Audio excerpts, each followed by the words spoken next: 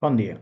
En aquest vídeo vos volia presentar la primera fase, la fase d'elaboració de claus dicotòmiques del projecte d'innovació docent que se'ns va concedir a la darrera convocatòria, que es du per títol Ús de Geniali per la construcció de claus dicotòmiques interactives de Flora Balea. En aquest projecte intervenen els doctors Cardona, Pinya, Llorenç Gil, Joana Cursac, Arantxa Molins i Miquel Capó. I en aquesta primera fase d'elaboració, sobretot intervenim el doctor Cardona, el doctor Pinya, jo mateix i en Marcelo Cerrato, que és un investigador col·laborador. Per posar-nos amb antecedents, la determinació d'éssers vius, i en el nostre cas concret de plantes, és una competència fonamental dels biòlegs, especialment els que s'han de dedicar posteriorment a la part ambiental. Per això s'utilitzen claus, el que en deim claus dicotòmiques. Aquestes claus fins ara s'usen en format paper. A la universitat han vingut utilitzant, per exemple, fotocòpies de claus. Quan jo estudiava eren unes claus del doctor Leonard Llorenç, que estaven fotocopiades, elaboració pròpia, però que nosaltres en teníem fotocòpies. Posteriorment, amb el doctor Llorenç, que va ser el meu director de tesis, i vàrem fer una primera edició en l'editorial del Gale l'any 1999, una segona l'any 2017 i l'any 2018 ja amb el servei de publicació de la universitat, a la col·lecció Material Docents, i ara hem acabat una tercera edició. De fet, se va enviar a imprimir poc abans de les vacacions de Nadal i espero que ja estigui aviat a la venda a la llibreria.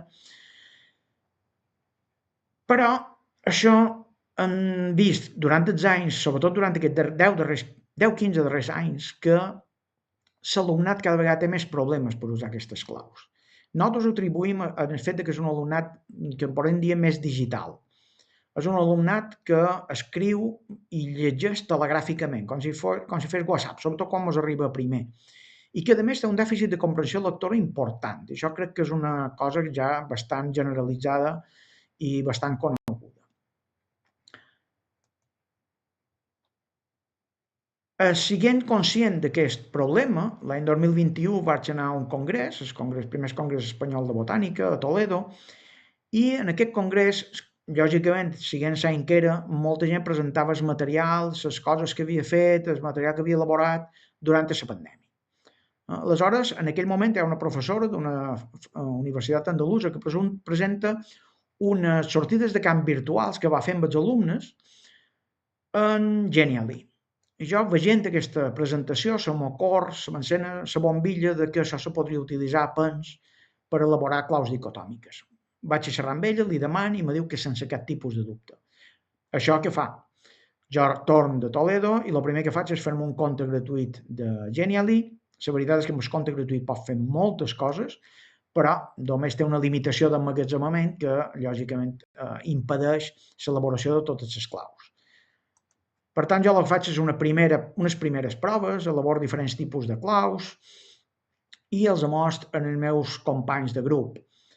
Aleshores, tots els agrada, tots troben que pot ser molt útil, però, evidentment, tenim aquest problema de limitació de mida i, malgrat tot, me planteig quins són els pros i els contres per veure si realment val la pena o no val la pena. Els pros del paper, lògicament, és que permet descripcions molt acurades, però ja han dit que els alumnes tenen problemes amb descripcions molt llargues, amb frases molt llargues. No necessita internet, podem endur un llibre dins la motxilla i podem tenir a disposició les claus en qualsevol moment, però, per contra, totes aquestes claus s'han d'endur molt poc suport d'imatges, perquè això, evidentment, encareix el llibre, i les edicions i les correccions són lentes, han d'esperar una nova edició per poder fer qualsevol tipus de canvi. En canvi, el digital permet descripcions menys acurades, però amb un suport d'imatges molt gros. Les correccions, edicions i eliminacions són molt ràpides. De fet, qualsevol error que trobàssim ara en qüestió d'un minut pot estar resolt.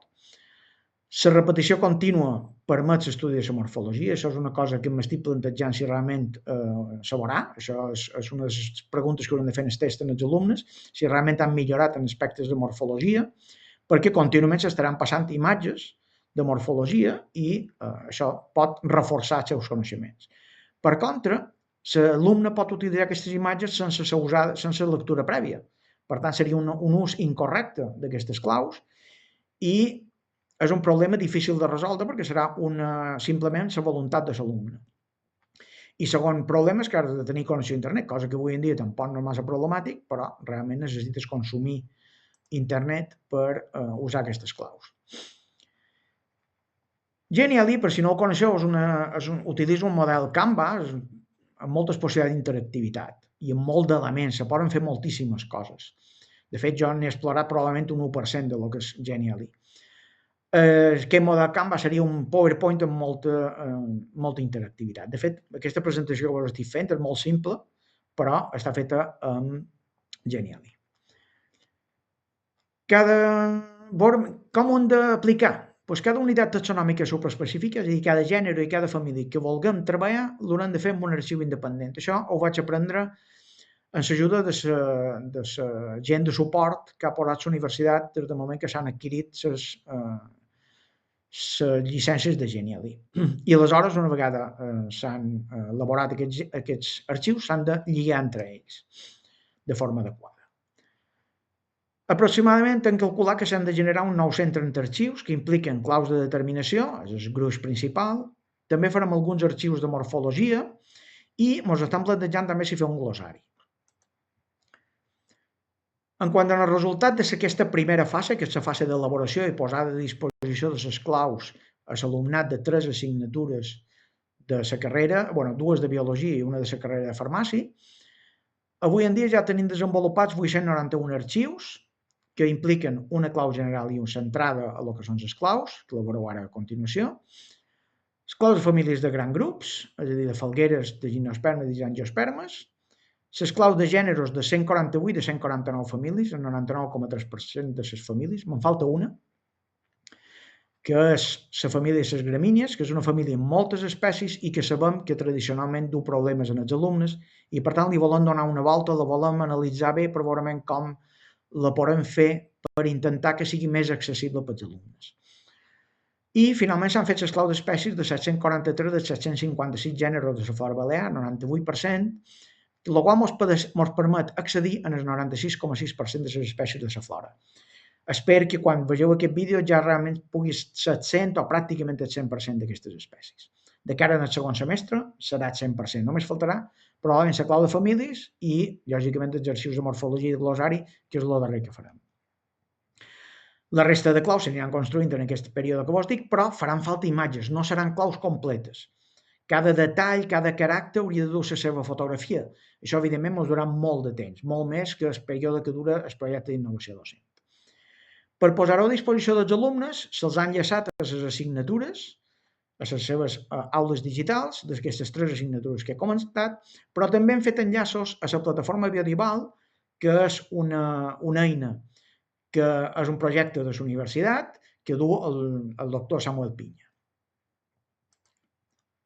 A continuació vos mostraré com s'enllaça a Biodival, però primer de tot voldria agrair a totes les persones que estan aportant imatges, no només el doctor Cerrato, el doctor Carles Cardona, que formen part del projecte, sinó també en Lluís Salom, que és un probable alumne de doctorat, alumne de màster fins ara, el recient doctor Pere Miquel Mir, un antic alumne que també aporta imatges com Arnau Ribes, un possible doctorando com és el Miquel Rodríguez i no vull deixar de banda en Jean-Paul Danyac, supos que aquí no el veiem molt bé, però és un metge de 83 anys o 84, crec recordar que té, jubilat, francès, que viu a Capdellà, però que pràcticament surt cada dia de camp i que m'està portant un caramull d'imatges bones per Genially, que sé que l'utilitzarà i m'aportarà molta informació.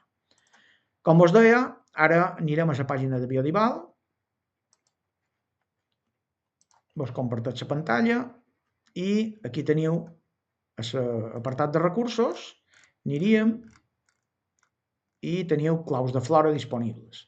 També veus, hem fet alguna prova en claus de fauna, però bueno, jo bàsicament ara me dedicaré a aquestes de flora, que són les que estan dins del projecte. Entrem a la clau general i aquí pitjam aquest icon i mos du a com hem d'usar aquestes claus, el que és una clau dicotòmica, és cap de fi un camí que tu vas triant cada vegada entre 2 o 3 possibilitats quin camí vull seguir, i està guiat per un element que permet avançar pas a pas, és aquest que ja hem pitjat abans, aquest permet tornar enrere pas a pas, Aquest permet tornar enrere en la pàgina inicial d'un arxiu, d'una clau de determinació, a fi de que si ens hem donat compte que ens hem equivocat i són moltes passes, ens permeti fer un boc gros per tornar enrere i guanyar temps. Aquest ens enllaçaria, quan arribam a una espècie, en la pàgina de Biodival d'aquesta espècie, on podrem trobar més imatges, podrem trobar mapes, podrem trobar descripció de l'espècie, etc. Aquí tenim un icon d'informació, en el qual ens aportarà informació suplementària en els casos que sigui necessari, per exemple, definicions, descripcions, etc. Ja anirem veient exactament com ho hem de fer. I aquest icon no estava en principi dins el projecte d'innovació docent, però tenim material que vàrem elaborar precisament per l'elaboració, per l'ús o per la docència virtual a la pandèmia, i creiem que pot ser útil també per l'alumnat. Realment una dissecció virtual de l'espècie mostra molts aspectes de morfologia vegetativa i reproductiva d'aquesta espècie, pensant que pot ser útil. També ens durarà molt de temps d'elaboració, però lògicament ho provarem. Pitjam, per tant, per començar la clau i ens demana no sé el que tinc entre les mans, és una falguera, és un gimnosperma, és un angiosperma o sé de quina família i de quin gènere és. Per fer més via, pitjarem aquí, ens surt l'alfabet, per exemple, pitjant damunt la E, i ens anem en el gènere Erica. Erica, compartim aquesta pantalla, i veiem aquí una sèrie d'imatges d'una erica, en la qual ja ens donaria una idea de si el que tenim és una erica o no. Els autors, lògicament, d'aquest arxiu. I aquí teniu, ens fa una primera pregunta perquè ens decidim per quin camí volem anar. Els estams sobresurten de la corol·la? Sí o no? Per exemple, anem a contestar que sí. I ens diu que això seria la Erica multiflora, Linneu, el que normalment se coneix com a xiprell o patarrell a Balears. I aquí tenim, podem tenir totes les imatges que vulguem. Tindríem, si el feim, aquell arxiu que hem dit en la morfologia vegetativa reproductiva de tota la planta. Tenim una imatge de la planta, tenim una imatge de detall de les flors. Aquí seria la passa per tornar enrere pas a pas, aquesta per tornar a l'inici, el mapa de distribució a les 4 illes principals, en aquest cas se troba les 4, i si anem a la pàgina de Biodival trobaríem més informació sobre l'espècie, podem trobar, en algunes d'elles ja s'han fet descripcions, també aquesta pàgina està en evolució, el mapa de distribució amb els punts concrets de la plataforma Biodival a les 4 illes que tenim actualment. Tota aquesta informació estaria disponible per l'alumnat.